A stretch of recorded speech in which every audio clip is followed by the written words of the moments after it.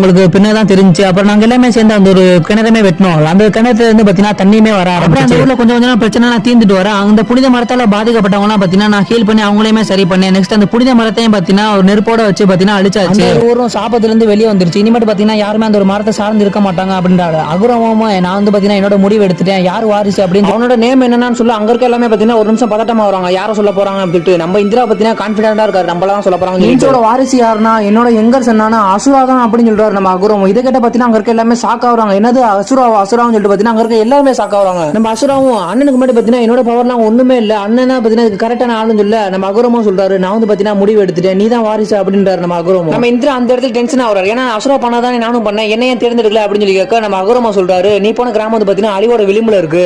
உடனே நம்ம இந்திரா சொல்றான் நான் வந்து பாத்தீங்கன்னா அசுரா மாதிரி யார்ட்ட ஹெல்ப் கேட்கல, நான் வந்து என்னோட ஓன் வேலை தான் எல்லாத்தையும் பண்ணேன் அப்படின்னு சொல்லி நம்ம அகுரமா சொல்றாரு. அங்கதான் பிரச்சனையே. இதுக்கப்புறம் என்ன நடந்து சொல்லி நான் நெக்ஸ்ட் பார்ட்ல சொல்றேன். நம்ம சேனல் இது மாதிரி ரெகுலரா வீடியோ பார்க்கறதுக்கு லைக்